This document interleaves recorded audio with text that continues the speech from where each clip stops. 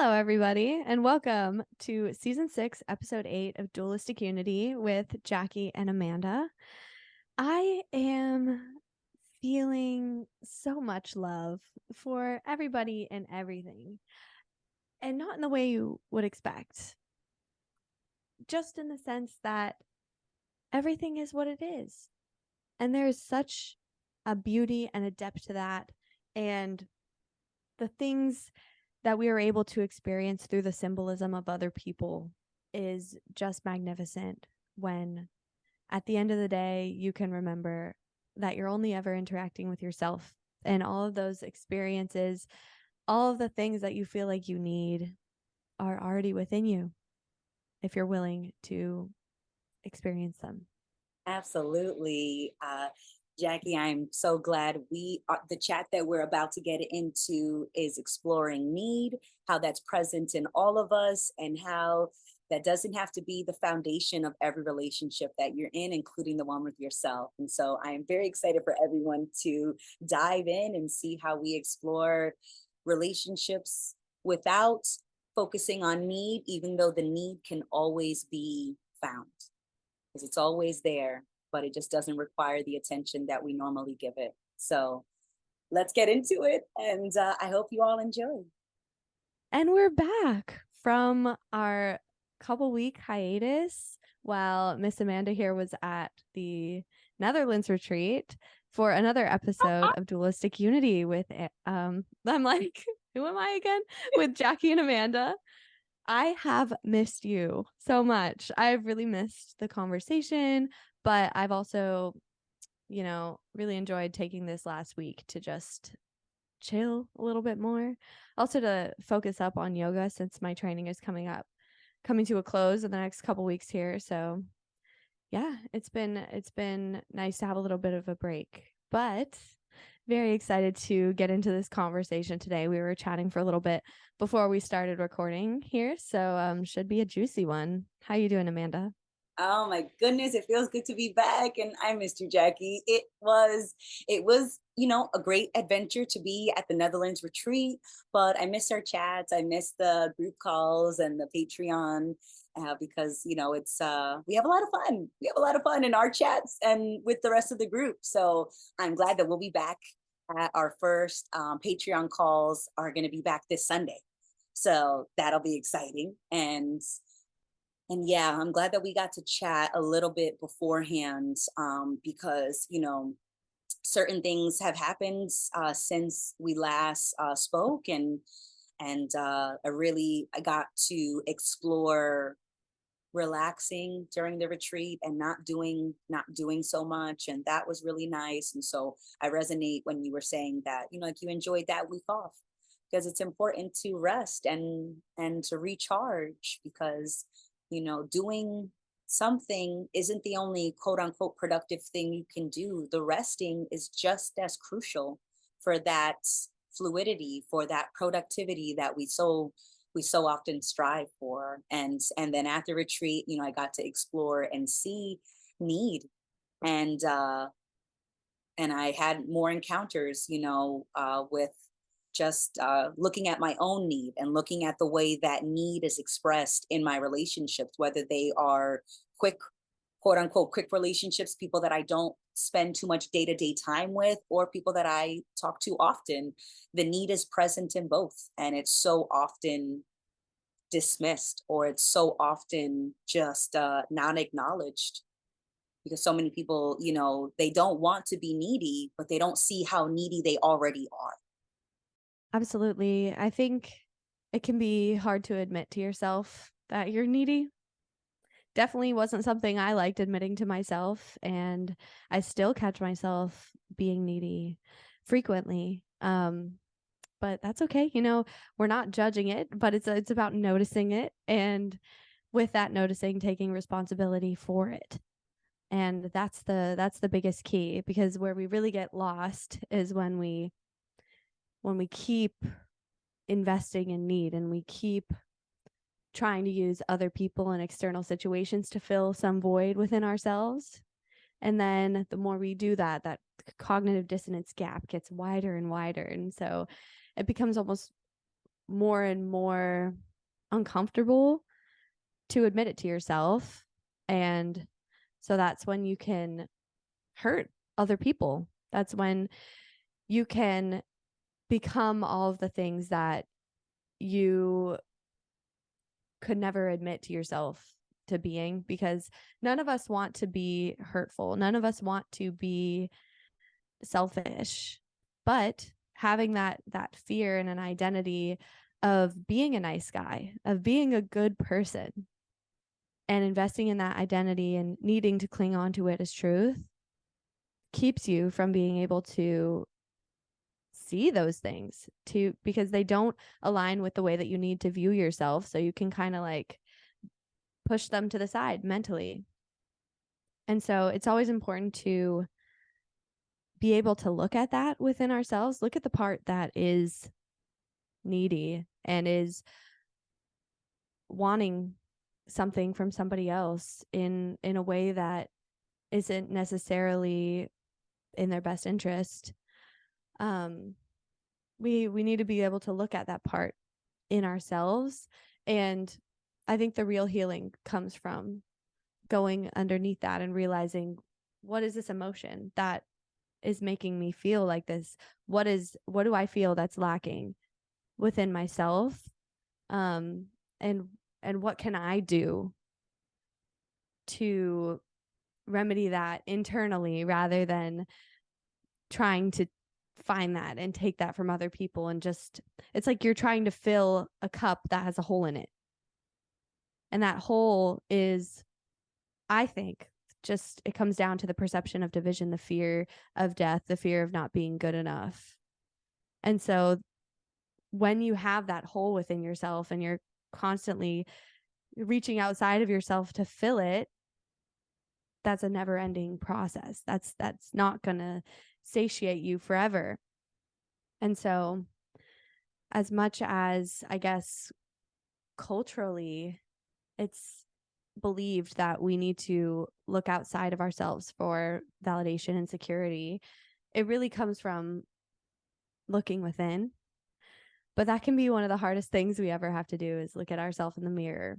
And so, yeah, that's where that need comes from. But even that, you can look at it and be like, that's there. That's okay too. And then once you are able to accept it and come to terms with it and understand that, no, I guess not, it's not necessarily your fault that you feel separate, that you feel vulnerable, but it is your responsibility. And it's everybody else's responsibility as well to maintain their own inner space. It's their responsibility to fulfill themselves. And once you're able to look at that and accept those parts of yourself, that's when change can actually happen. But as long as you hold that judgment, you can't even look at it. No, you're absolutely right. You're holding on to this idea that you're this nice guy, or yet you're that this people pleaser. Because I definitely struggled with people pleasing. And I thought that I couldn't say no to other people. And now when I think about my past choices and how I interacted with others, it's not that I couldn't say no, it's that I didn't want to let go of my way of controlling the relationship. People pleasing boiled down to me trying to manipulate other people to have that certainty. If I am always anticipating your needs, then I will cement my value in your mind. And if I can cement my value, then I can always keep you around. So I'm not trying to be a people pleaser because I'm actually trying to please you. It's because I'm trying to control you. And I'm trying to control you because I am needy. I think that I can't survive without this person, this job, this scenario. And I always can. I'm okay with the fact that I used to be really good at manipulation, and that at a moment's notice I can dive back into that skill set right now. It's the difference between what I feel like was past versus the current version, is that I don't want to. I don't need to manipulate anyone because I don't need you to stay. I'm okay if you leave. I'm okay if you decide your journey, your path is going in a different direction. Like, I'm okay with you taking that step away from me because I didn't need you to stay here. I don't need to be in any relationship or in any friendship. I just don't need anyone to stay, and as much as we share moments, I still feel like I'm alone in that shared moment. Like right now, we're having this conversation, right? And I still have all my thoughts in the back of my head, and you're not experiencing those thoughts. I have certain insecurities and feelings that are happening. You're not experiencing those. So, although this moment is shared, I still have like a micro inner moment that's happening solely in my own experience.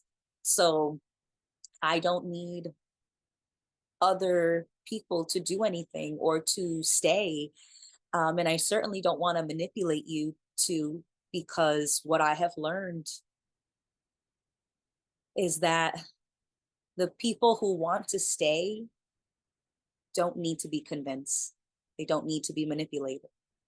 And that means so much more. It feels so much more special to me that you decide to have this conversation with me for your own reasons for you, and that I don't have to manipulate you to have a chat with me, that you want to do it of your own accord, that it is completely voluntary, it is completely willing on your part, and that makes it so much more special. And so although I can think back like, damn, it did look like I successfully influenced other people to get a certain result that I did want to get, it felt hollow. So I just I just despite that there is still a feeling of need, right? So it's not like I'm saying I have abolished the feeling we are no longer needy. I just don't listen to those needs. I don't give them too much attention. I don't focus on them too much. And I know that as much as a need pops up, I know that I will be okay if it was just me. If I would never have another friend, another boyfriend, another family member, if it was just me, it'd be okay. I would enjoy it. I would make the most of it. Sometimes it would feel lonely, and sometimes it would feel sacred, sacred solitude.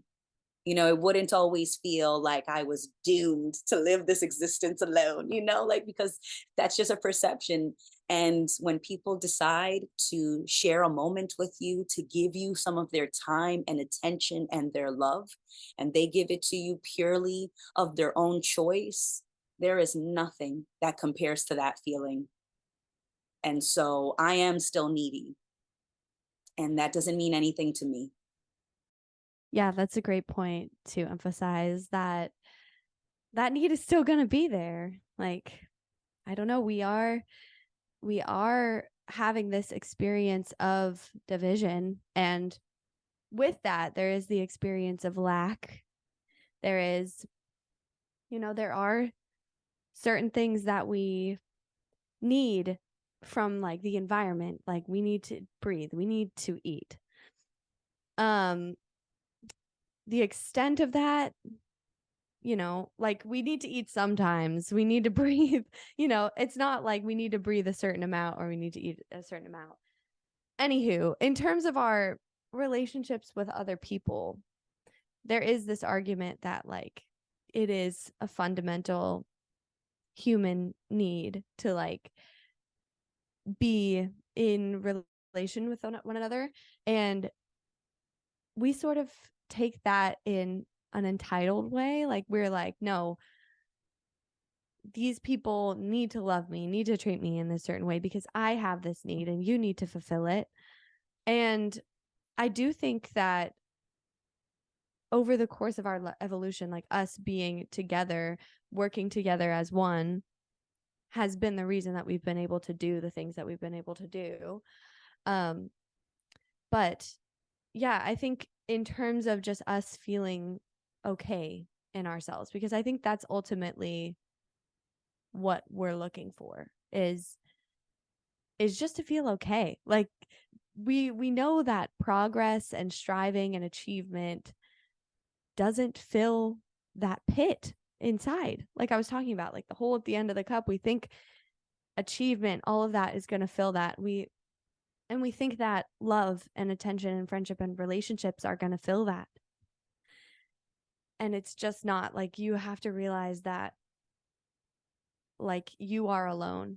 in your subjective experience, you are the one that you are with all the time. So when you're feeling that need for validation, for love, for comfort, for security, what you really want is to give it to yourself. You want somebody, and we project that outside. We project it onto other people, and we're like, okay, well, if they love me, then I can love myself, then I can feel love.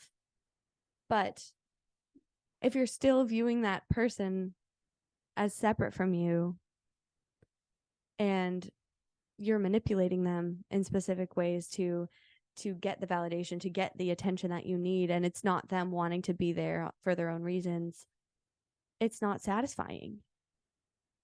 Because then we have the fear that they can leave at any point, and if they do, we're not going to be okay. And when that need is involved, the relationship's almost always sour. Like every relationship romantically that I've been in my life, I'll own that, has eventually soured because of need. And like you said, I find that friendships almost can be more fulfilling and feel like what I now perceive as to be like genuine love, is because it's an appreciation for somebody, for who they are, without needing them to meet your expectations, without needing them to coddle you and baby you and listen to all your woes and to tell you that everything is going to be okay. You don't actually need that in the way that our society thinks that we do. Like we have such a hyperfixation on like marriage and finding the one, and the one person that's going to fill all your needs. But that's why like the divorce rate is 50%, and then there's on top of that more people that are unsatisfied in their marriages and like are not happy, but they're just staying because they think that's what they need to complete themselves. And I think the only genuine love and relationships come from loving yourself first. It's like you love them as you love yourself. And self-love isn't telling yourself you're the best, most perfect being. It's not putting yourself up on a pedestal and telling yourself you're better than other people. It's just what I think. It's just unconditional acceptance. It's just allowing, softening, like almost like beholding the magnificence of yourself. That's what I kind of think that self-love is, and love of other too, because it's really the same. Because when we're experiencing other people, really we're experiencing ourselves, like our interpretation of them. We're not experiencing them, because like you said, Amanda, like you're feeling your feelings right now, and I can't feel what you're feeling, and you can't feel what I'm feeling. And so we really are alone. But it's beautiful, the relationships that you can have when you are responsible for yourself first, and you prioritize yourself first, and the other person does the same, and you can just enjoy each other. You can just appreciate each other. You can be a team, and it means so much more because that person is there because they want to be, not because they feel like they need to be. I just think that's so beautiful, but it can be really hard to find, because I think a lot of people look for relationships like that as a way to heal themselves, to make themselves feel better, rather than doing the work first. And yeah, so if somebody is really approaching you with like an ulterior motive, or like rushing into things with you, and they like want to move the relationship really quickly, that's an indicator that they have this need. and they're not looking at you. They don't like you necessarily. They like the idea of you in their head, and so they want to control and manipulate you into filling that role.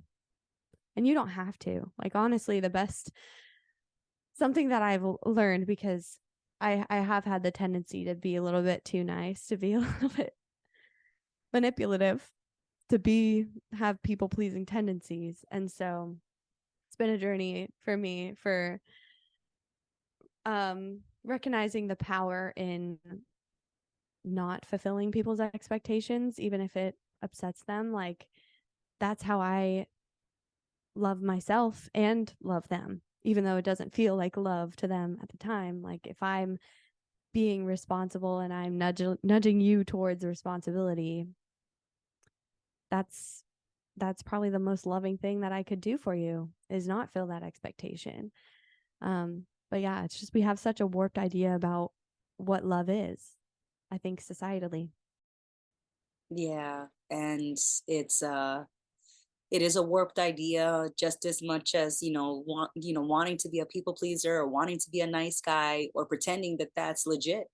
Like, it's I'm always skeptical when I'm in a social scenario and a guy is being really scummy and he gets called out by the group for being scummy and like hitting on girls when they're too drunk, or hitting on people when they're on psychedelics, or and then being like shocked. Like, I had no idea that I was making people feel unsafe. It's like, you didn't see people cringing. You didn't see girls like looking, eyeing for help from there. Like, you don't notice that, because I noticed it when I was saying congratulations to somebody and I didn't mean it.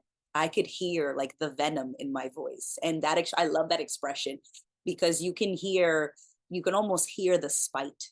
Like, when somebody really doesn't want to congratulate you, when somebody really doesn't want to be happy for you, or not that they don't want to be, they're just not.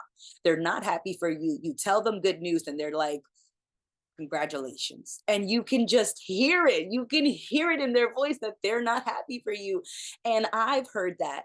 And so if I could hear the venom in my voice when I was saying a congratulations, but I did not mean it, I don't believe other people when they say they don't see their sketchy behavior. They don't see their scumminess. They don't see their neediness or their manipulations, because to manipulate is for you to try to control someone without them noticing that you're controlling them. So how the fuck do you not notice that you're trying to control somebody?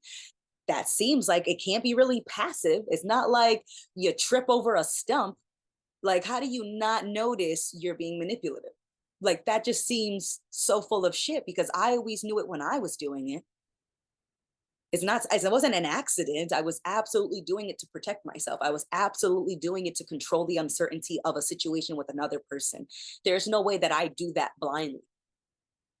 It's not a knee-jerk reaction. You hit the knee, it jerks up the foot. Like, I don't just accidentally manipulate my friend. Like, oops, I'm sorry, didn't mean to do that, Steph, like, or whatever the name is. It's just, I just don't believe the nice guys when they think that we don't notice that they're not actually being nice, that they're just manipulating you because they think that the only way that they can be valuable is if they get you into bed.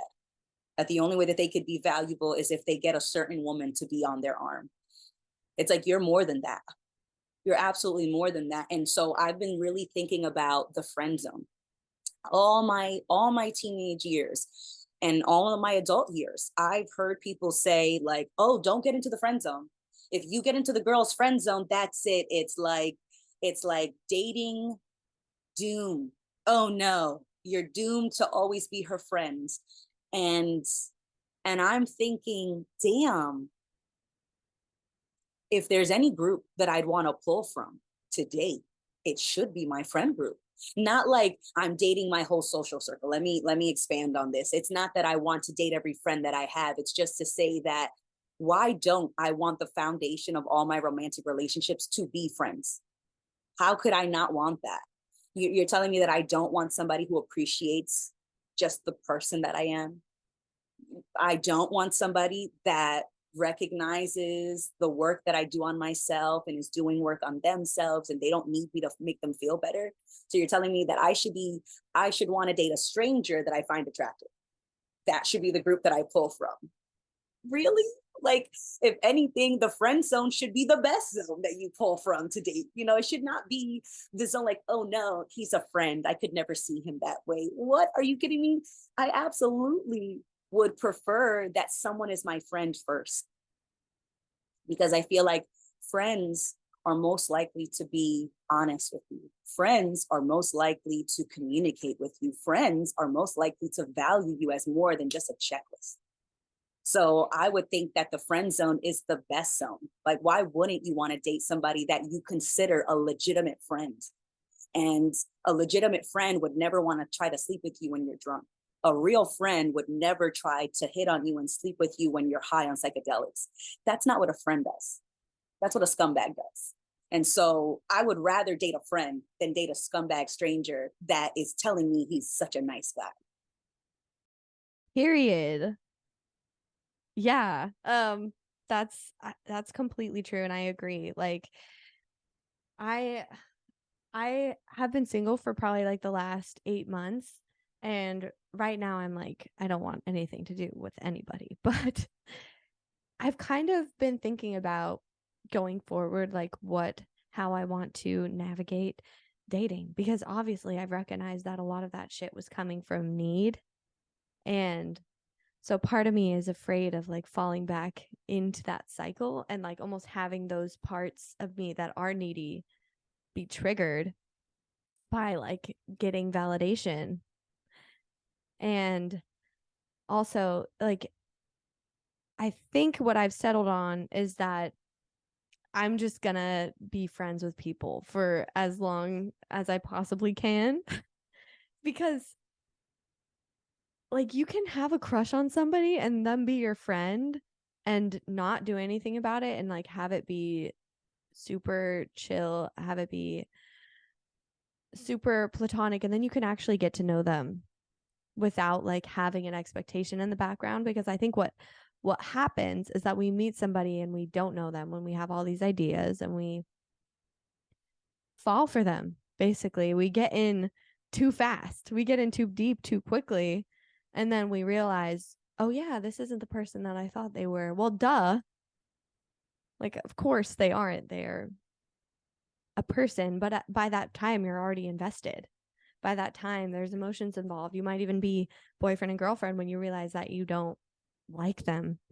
and then and then comes in the manipulation of trying to get them to become that idea that you had in your head. And people lose themselves in relationships that way. And from both ends of the spectrum, like, they're trying to be what their partner wants them to be, and they're losing themselves, but they're also like investing in their need and becoming like a less and less secure, a less and less peaceful version of themselves, because they're expecting their partner to fill their needs. So it's like you get lost in this mess of like ideas and need, and you're not actually seeing the person in front of you or appreciating them. So why the fuck are you together? It just doesn't make sense to me anymore. It's like the thinking about relationships in terms of ideas is not fulfilling, because that's not what a relationship is. A relationship is the moment to moment experience with the person. And so it's totally okay to have people in the friend zone.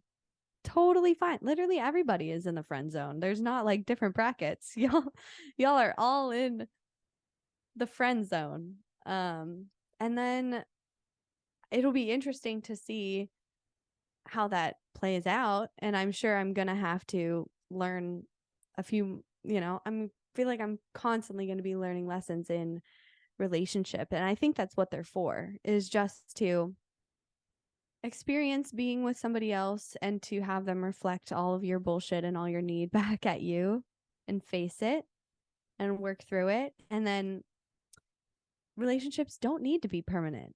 They don't need, like, we expect somebody to fill our need forever and ever and ever. And like, we want to find the one, we want to find our soulmate. We want to find the one person that we think is perfectly fit to us and hold on to them forever. But I simply just don't believe that that's what relationships are for. And I think really our relationship, the only relationship that's going to be permanent is the one with ourselves. And so that's where our priority needs to be, rather than looking for that validation and for that security externally. Relationships are going to come and go. That's the way they are. But as long as you're not maintaining these strict ideas about what a relationship is, that relationship still exists. Like, it might not be active, but like, we're always in relation with everything around us, everything and everyone. So like, it's okay if they change and shift out of our life for a little bit, because I still have the one relationship that truly matters, which is the one with myself. Always be here for me. And that's all I really need at the end of the day. Like, I don't need anybody to fill those roles for me anymore, because I can do that all for myself. And so I don't know, it's interesting navigating that, because when I feel secure in this way, it's like I don't want to give up any of that, but I think there's lessons and there's beauty and there's an experience to be had on the opposite end of the spectrum as well.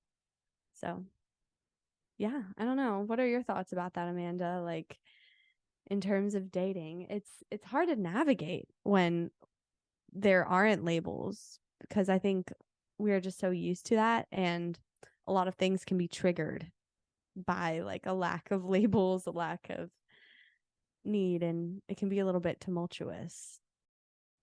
I definitely feel the uncertainty of dating without labels, because dating in itself is a label, right? So you think immediately, oh, I've been seeing this guy for a number amount of weeks. That must mean we're dating. That must mean that we need to become boyfriend and girlfriend, and that's just another way to make things feel more certain. Because even if I do get married to somebody, as much as that's supposed to be a commitment that is supposed to last until death do us part, that's not a guarantee. Any one of us could wake up one day and realize, I don't actually like this other person. I don't actually like myself in this relationship with this other person. I don't like the options that seem to be available when I'm connected to this person. There are a number of things you could wake up one day feeling, or that your partner could wake up feeling. And so marrying them doesn't guarantee anything more. And so being boyfriend and girlfriend is another example that it doesn't guarantee anything. So if you do decide you want to become officially boyfriend and girlfriend, just know that that's not promising anything for tomorrow. So if you decide to embark on the journey that has labels, just know that the situation is still the same as it was before the official labels. You are just as uncertain about what they might want. They are just as uncertain about what you might want. And I agree with you. I don't think there is a soulmate. There is the one that you find for your lifetime, but there is the one that has your attention now. Like, the one is the one right now. That's how I think of the one. It's not the one forever. It's the one right now. That's the one that is right in front of me. And I don't need a label for what's already here. If there is a guy that's here that I'm chatting with, that I'm talking to, that I'm giving my time, attention, and possibly my love to, I can do all of that without labels.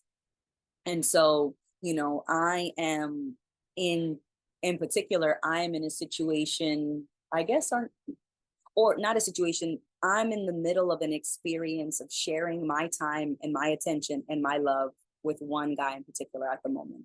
And that person is not my boyfriend.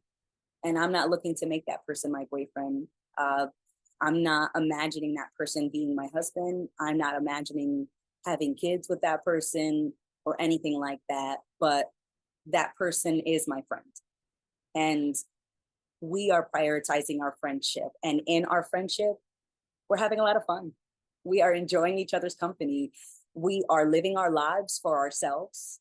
That person is doing their own thing. I am doing my own thing. Sometimes we go days without speaking. Sometimes we talk multiple times in a day.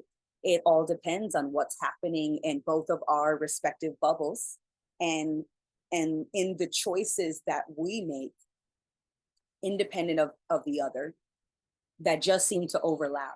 The way that I kind of was phrasing it when I first started noticing how often we would be in the same moment, I would say, I really appreciate how my now seems to have you in it quite often. And that's what I was noticing. I was just like, fancy seeing you around here. I'm seeing you a lot, sir. Like, what's going on? My now seems to look like you all the time now. What's up with that? What's up with that? Is that you? Are you doing something? Are you visiting more often? And he was thinking the same thing. He's like, I love that. I love that my now seems to have you in it more often. And that's what we just noticed. We just happened to be in the same spaces. And when we were in the same spaces, we tended to gravitate towards each other, and we would gravitate towards each other because we were both free and having fun and living without narratives and living unbothered and like recognizing, is that another crazy person? Well, hey, nice to see you, like just dancing or joking or talking to a random person. Oh, do you know that person? No, I just met her right now. They're like, I swear you were talking to her like she was an old friend. And we would both be doing similar things and just living, for ourselves. And we just happened to develop an appreciation for the other. And we were friends. We were friends for a couple of years before either of us mentioned that there was a physical attraction. We were just happy to just hang out with the other person. We were just doing our thing. And then eventually, one of us said that,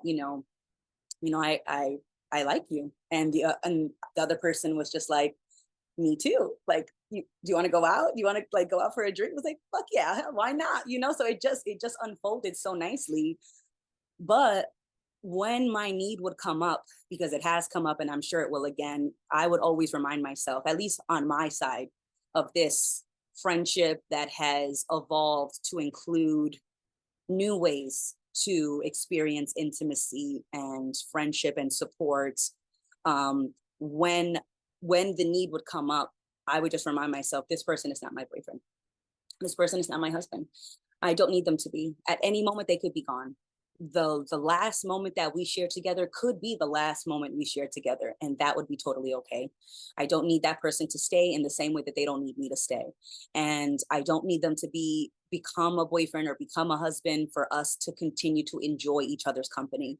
And I don't know what this is. I don't know what this could be, but I know that I'm enjoying myself now. And that's all I really know. And so that's what I just do. When the need comes up for me, I just remind myself that the need is not real, or the need doesn't need to be validated. It doesn't need to be worried about. It doesn't need to be focused on. It's there, and that's that. So that's how I kind of bring myself back anytime I feel like, oh, maybe do I like this person more than they like me? Maybe I do, and that's okay too. Maybe this person will meet someone that blows them away, and they call me one day and they say, you know what, I met someone. That's okay too. That could easily happen on my side.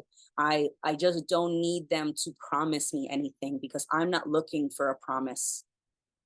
I'm just enjoying my moments as they unfold, and they just happen to show me the same person over and over. And I don't really know what that means. I really don't. But I don't need to explore that. I don't need to define that. I just appreciate that somebody is actively choosing to reach out when they have space, that they're calling when they have the time, not because they think that I need it, because they know that I'm having a blast and I'm doing my thing and I'm out and about living my life and having my adventures.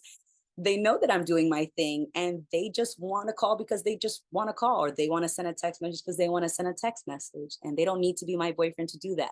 But they are my friend, and I am enjoying our friendship. And in that friendship, we could make it whatever we want, because we are two adults who are willingly moving forward.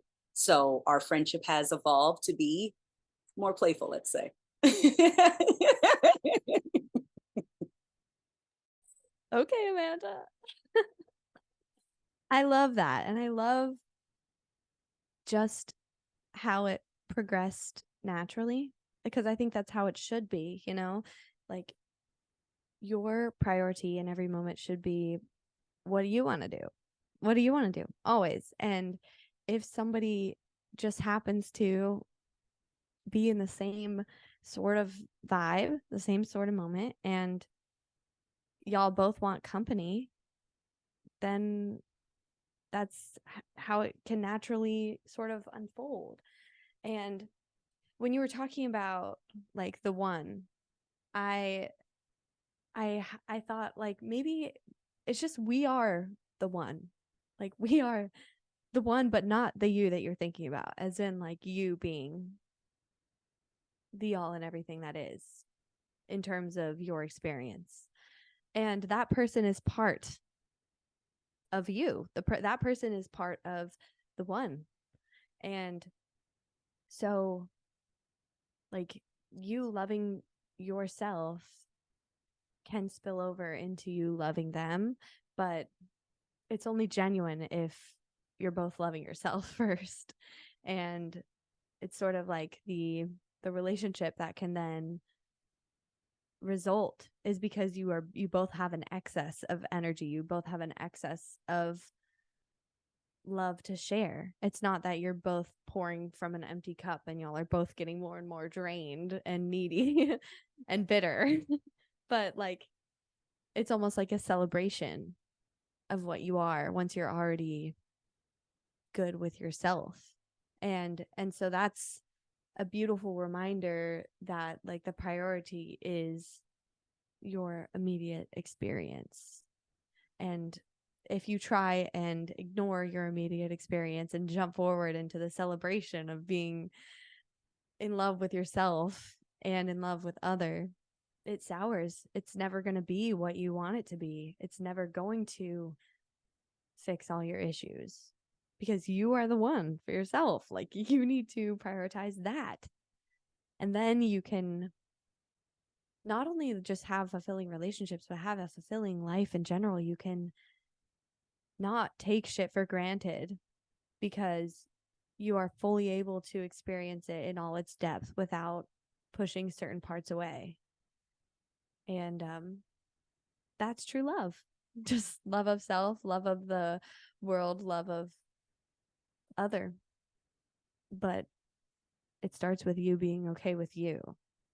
Absolutely. I've been feeling lately that the most important time within all of my relationships with other people across the board, from family to platonic friends to the more friendly friends. So across the board, I think that the most important time within all of those relationships are the time that I spend by myself, or is the time that I spend by myself.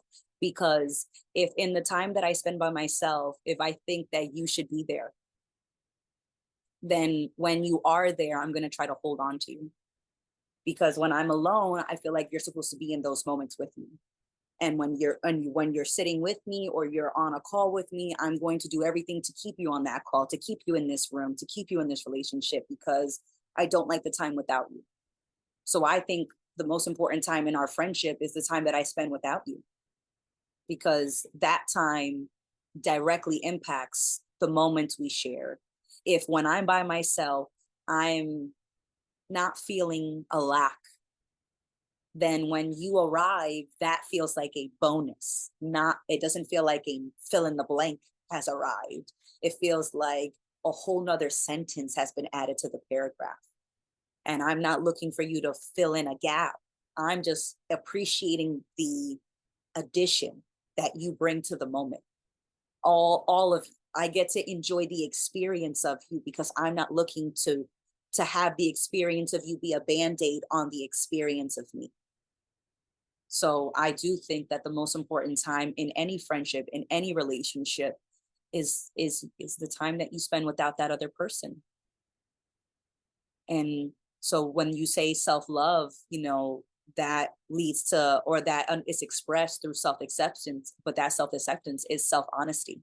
If I can't be honest with how I spend my time without you, I won't be honest about why I want to spend time with you. I'm going to tell you that it's because we're meant to be, not really because I don't want to tell you that I don't want to be alone. and that I'd rather be with someone than be by myself.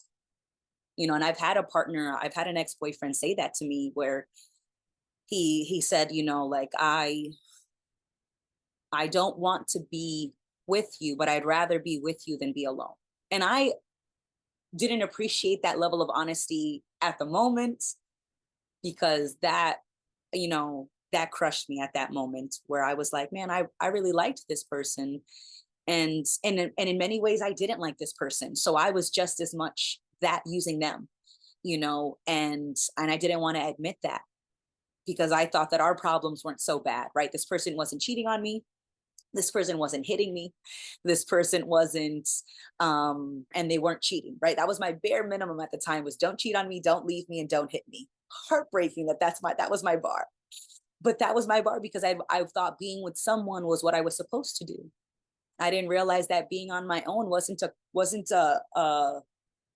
curse. Like, being alone isn't a curse. It's a gift. It's a beautiful opportunity for you to enjoy your own company, for you to enjoy what someone else could also enjoy. But if you don't feel like you're worth your time, your attention, that you can't fill up your moments by yourself, if you don't think that, then how can anyone else appreciate you when you don't? So the self-love and the self-honesty are crucial. And so now I don't need someone to be a friend officially. I don't need someone to be a boyfriend officially, but I can still enjoy the hell out of you. I can still enjoy chatting with you. I can still enjoy chatting with you, and I could never see you again. And I could enjoy that conversation so much.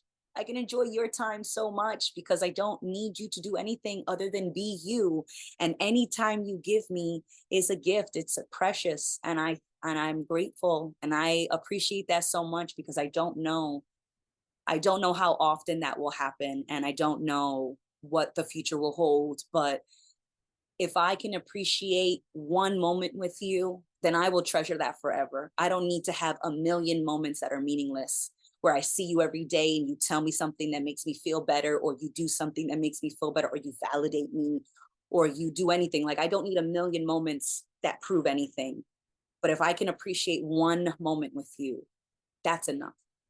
And as long as I appreciate that moment, I don't need you to, so with a person, like with somebody that you may be dating, yeah, they may lie to you. Yeah, they may leave you.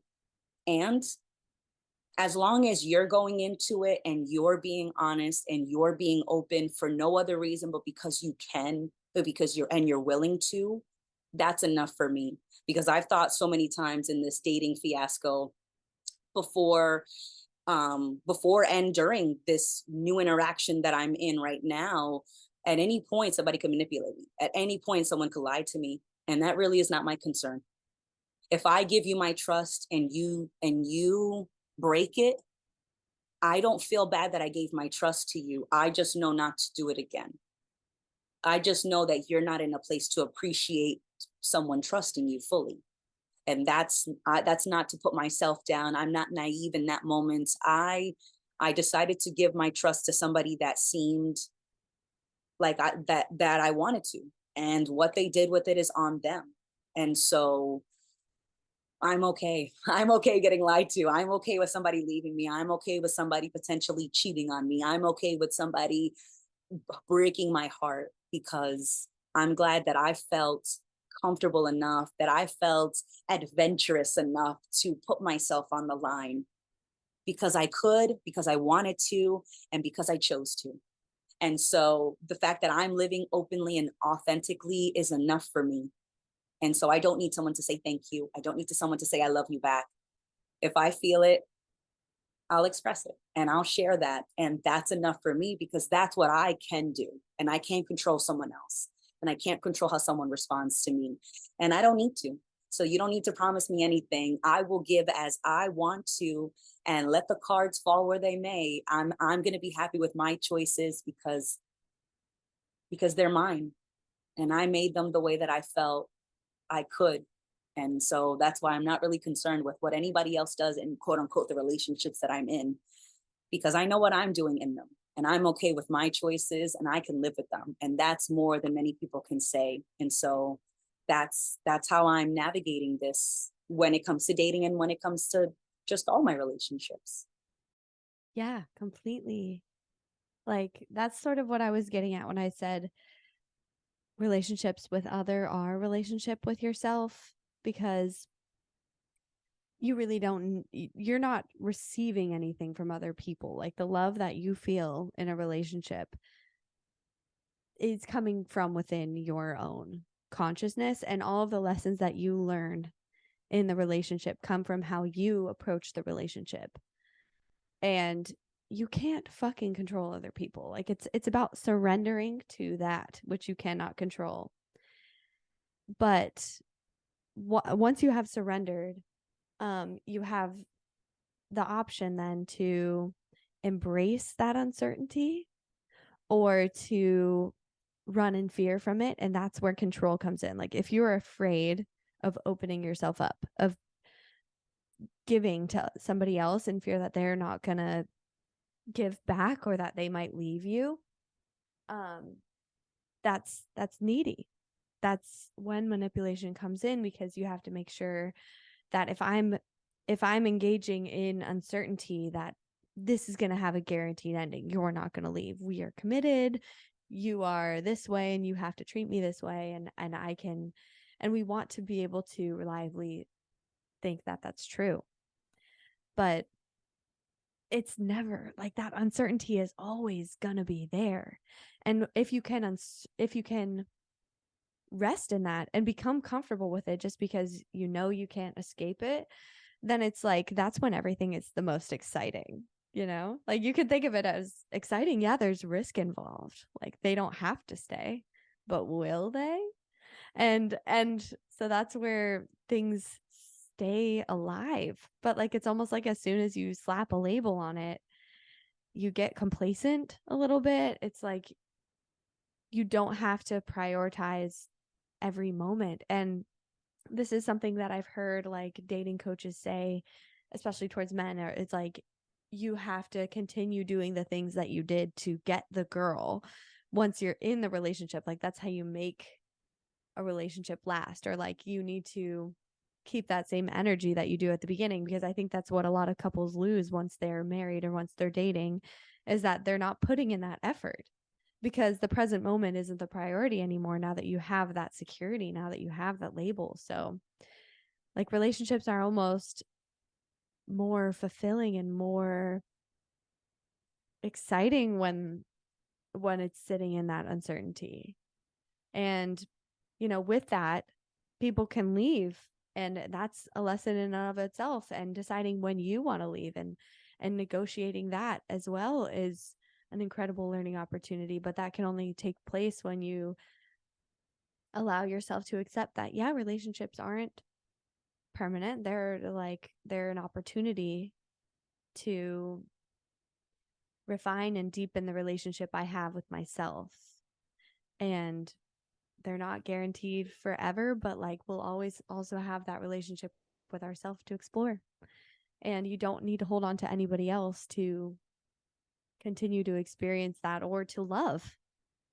Like I feel so much love for myself or my life in general, and I don't have anybody who's giving me attention. Like I'm not seeing anybody, and I don't need to see anybody. Like the last like year or something, I've just become more and more self-sufficient, or like isolated. Like friendships have fallen off, my relationship fell off, and I think it has deepened my relationship with myself.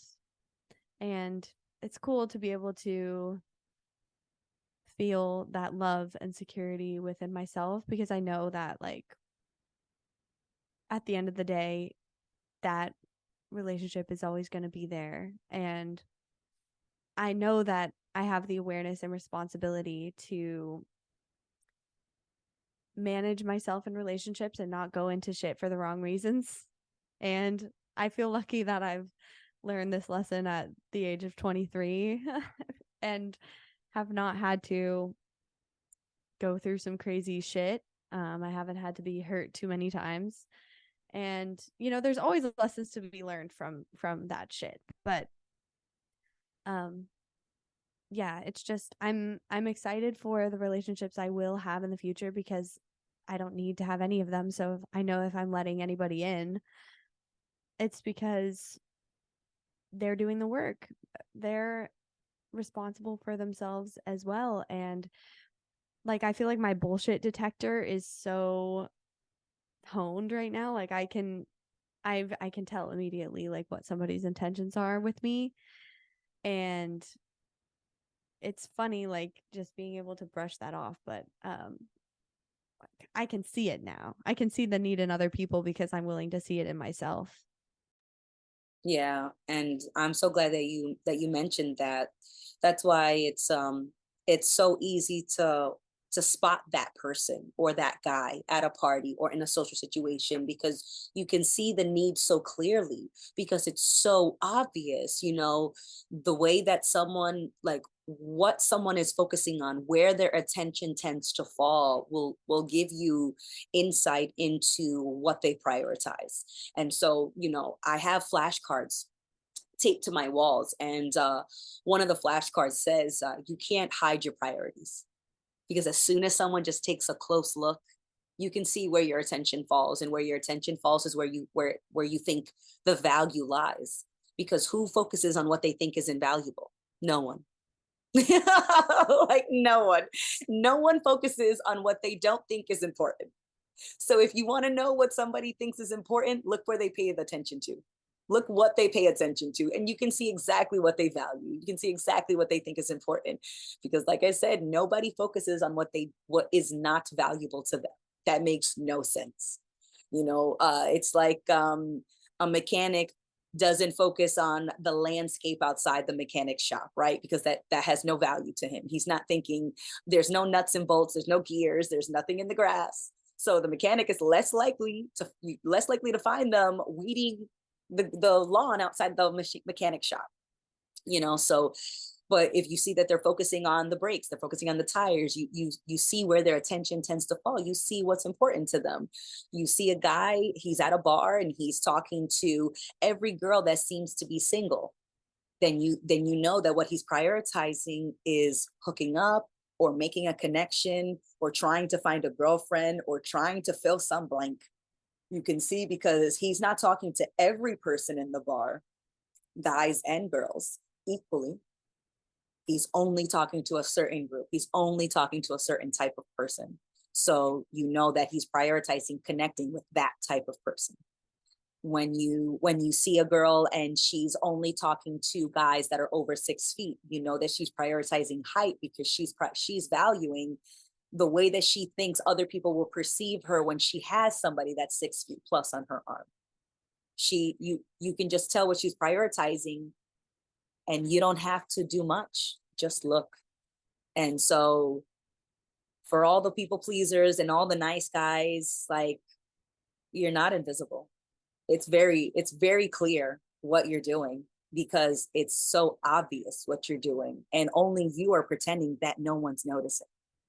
And so I love calling people out like that, because you obviously don't care about the group when you're doing shit like that. So why should the group be walking around your feelings? Why are we walking on eggshells not to call you out when we all know what you're doing? Because I knew when I was being manipulative, I knew what I was doing. And I was trying to be good at it. And if I was really good, then nobody was really noticing. But it wasn't that I didn't notice what I was doing. I absolutely knew what I was doing. I absolutely knew when I was manipulating.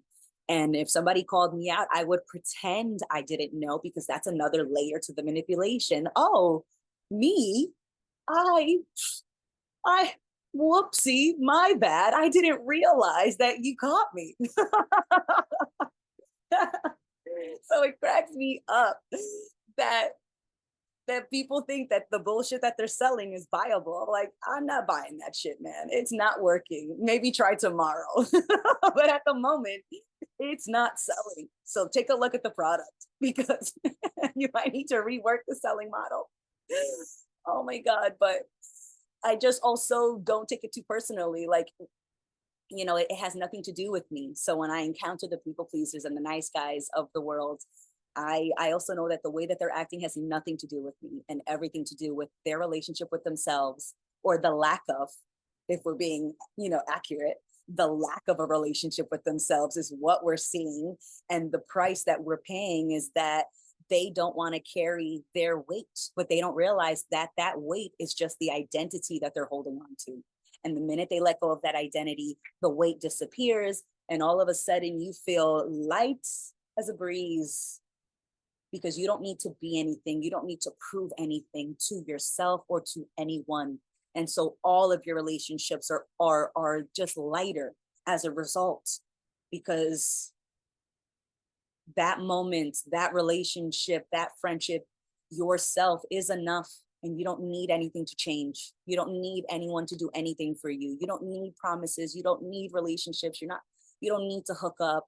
You're doing just fine. And everything is as it is. And it's only your opinion that makes it feel like something's wrong or something's right. Things just are. And you can pay attention to what's happening and make the most of it, or you can bitch about what you think it should be happening. But ultimately, it's on you, because you make that experience. And if you're living in hell, there's only one person that's living there, man, and that's you. So think about changing addresses. You don't even have to fill out a form. Well fucking said, Amanda. And I think that might be a good place to wrap up the episode here. I'll just give some final thoughts, I guess. Yeah, like I think that perception of division, the idea of yourself, is the hole at the bottom of your cup.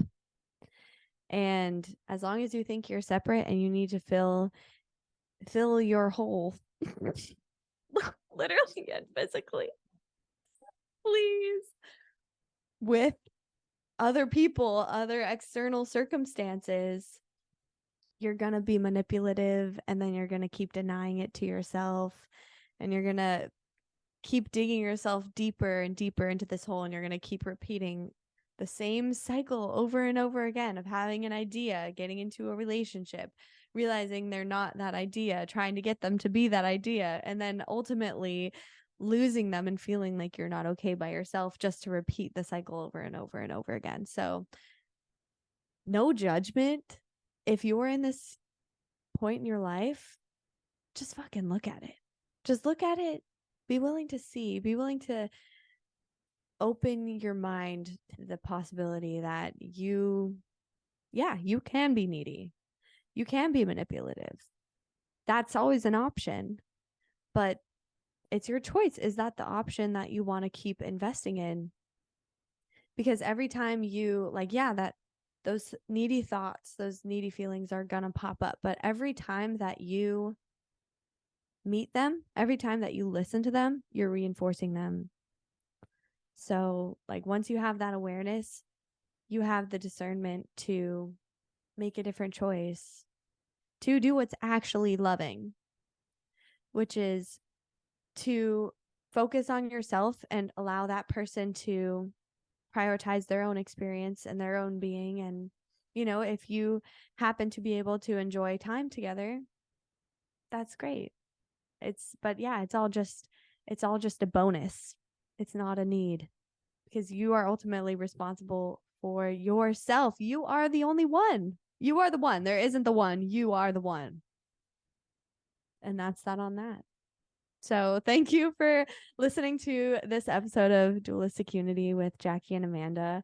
It's great to be back, and we're super excited for you guys to hear these episodes in season 6, which right now it's end of November. So these will probably be coming out January or February, I would assume, which is hilarious.